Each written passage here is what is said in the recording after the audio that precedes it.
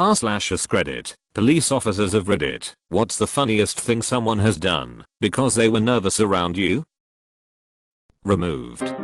I was chatting with a cop one day in the parking lot of the building I was living in. He was equating that parking lot to being a prime fishing hole because of all the people who sped down the adjacent street. Me being me, I start saying yeah, I don't know why people tear down there going 30 to 40 km/h over the speed limit. I usually don't go more than 15 over. He just looked at me and said, what you meant to say is, you don't speed. I opened my mouth to reiterate my point and quickly closed it. Did I say 15 over? I meant 15 under. You know, when it's raining really hard and visibility is impaired. I actually don't drive at all. I just stand here all day. I don't drive, officer, I travel. Am I being detained? Please read this stack of paper/s. I commonly have people hand me their credit card or some other plastic when asked for their driver license. I think things that are done purposely have been funnier, like someone looking me in the eyes and purposely pissing their pants. Officer, license and registration please. This man. Officer, I really need to go to the bathroom. Officer, not until you show me your license and registration. This man. *makes eye contact. Edit, sorry for the bad formatting, I'm on mobile. Edit 2, fixed formatting, and GT, this man.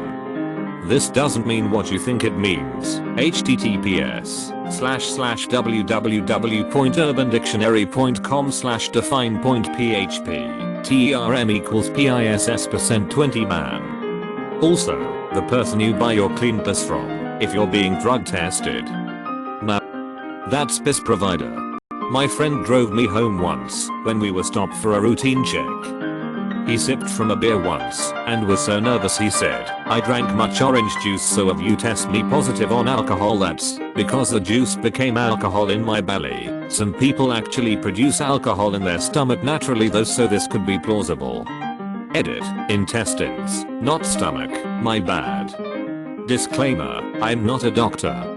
https://n.wikipedia.org/wiki/autobrewery_syndrome https://n.wikipedia.org/wiki/autobrewery_syndrome Autobrewery syndrome.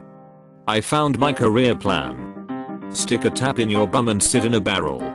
I'm not smoking weed, bro, and even if I was you wouldn't find out because I'm too good at hiding it. You may or may not have arrested me before. Lol. I was that dumb in my early 20s. Were you good at hiding it though? Actually yes. I had a half Oz in my car when I got it back out of impound once. And on a separate occasion I had a quad still hidden in my possessions when they released me from county. But that doesn't mean that I was smart enough to know when to stfu. Partner and I pull up at Taco Bell to grab lunch. Notice this dude near a work truck looking kinda shifty, but he's standing next to another dude and both are wearing the same company logo. I pretty much ignore him, however I realized I left my wallet back in the car. When I turn around the dude is nowhere to be seen. He hasn't bolted, parking lot is too big and we would see him. At this point it has piqued my interest and I walk towards the truck, all the while the other dude is just standing there shaking his head. Turns out this idiot is on his stomach trying to crawl under the truck because he thinks we are there for him. Bewildered, we detain the dude for a moment. We quickly find out he has no outstanding warrants, but instead was guilty of something stupidly minor. He used some of the gas from one of the company cans for his personal vehicle and he thought his boss knew. Dude ruined his work shirt, got called a fucking idiot by his coworker, and didn't even get away for no reason. Edit, for those wondering, the reason he was detained was reasonable suspicion, not probable cause. A reasonable person would believe that due to his actions, he was going to be, currently was, or has been involved in criminal activity. Hey, look at that, technically he had been involved in a crime. However, this guy punished himself more than enough. Be it from his silly actions or the guilt weighing on his mind for such a petty theft. No need for me to contact his boss over $3 of gasoline. My neighbor's kid used to put on mirrored sunglasses, sit in the driver's seat of their parked SUV, and point a hairdryer out the window so he could keep score of how many speeders slammed on the brakes. This got a lol. I can just see an 8-year-old kid with a little notebook keeping a tally of how many people he scared shitless on their way to work. Someone I know was pulled over, and the cop asked him, "You smoke chronic in here?" And he just automatically blurts back, "Yeah, but not today." Needless to say, he got caught with weed in the car. Good old stoner logic. My nephew, when he was like 7, used to always drop to his shoes and quickly tie them whenever he saw me. Apparently my sister-in-law told him that it's illegal to have your shoes untied. Wife got nervous when a cop pulled up behind her at a traffic light once. When she was pulling away, he turned on his lights and pulled her over. Turns out she absent-mindedly pulled away when the light was still red. No ticket. Damn, I did this exact thing. State trooper still gave me a ticket and was a huge dick about it. Not a cop, but I used to work as an EMT. Drivers who were speeding would sometimes slow down when they would see my ambulance, like I could pull them over or something. Even with no lights or sirens on. I always thought that was hilarious. Also, when running lights and sirens, instead of moving over and letting my ambulance pass, some idiots would slam on my brakes before moving to the side when I came up behind them, forcing me to slam on my brakes. Never do this. Well, I worked in dispatch for a while, and, well, our FD did just that. They pulled over a drunk guy, had a gun, but couldn't even stand up. He was so wasted and dropped it under the car, and then couldn't find it. Luckily a deputy was in the area, so they didn't have to wait long to get an actual Leo there. When I did my ride along with one of the FDs we dispatched for, we did too. I was in the back seat and we were going code 3 to a possible heart attack. We were hauling ass down a hill and the car in front of us decided to just stop middle of the road. And I'm sure you realize how big and heavy Type 2 engines are. So over the in-vehicle headset I hear "fucking freezer" before we had to weave around him. A cop that came to our school to talk about drinking and stuff said that commonly they will catch people driving drunk by pulling next to them and gradually slowing down until they come to a stop. People, when paranoid or under the influence of something, have this idea that they can't pass a police car. That is hilarious. Somewhat related, back in college, my ex and I took separate cars to a party. Each had about 1 drink per hour for 3 to 4 hours, so we were good to drive, but still would have had alcohol on our breath if we got pulled over.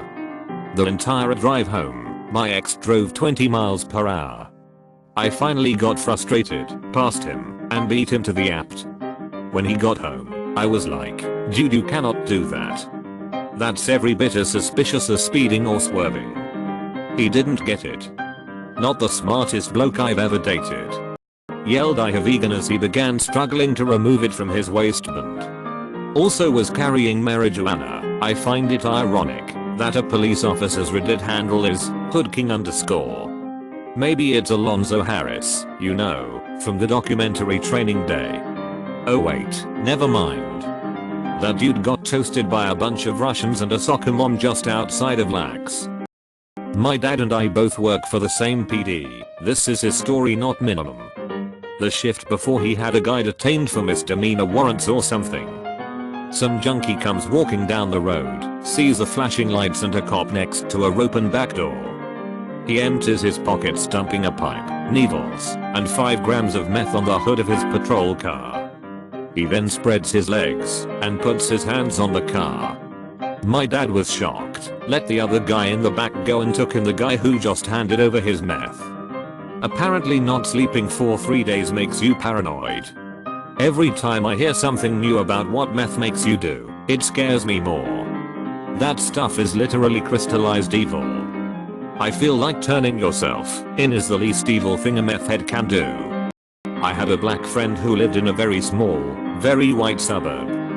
He was a very nervous weeaboo type. I'm driving past the cop station, get pulled over for a headlight that had just went out. No problem, just gonna get a fix-it ticket. So I'm calmly talking with the cop when he points to the passenger seat. "What's up with your friend?" My friend, who was a large dude, had his feet up on the seat and was trying to press himself up against the seat and passenger door, holding very still, as if he could blend in like a chameleon and not be seen.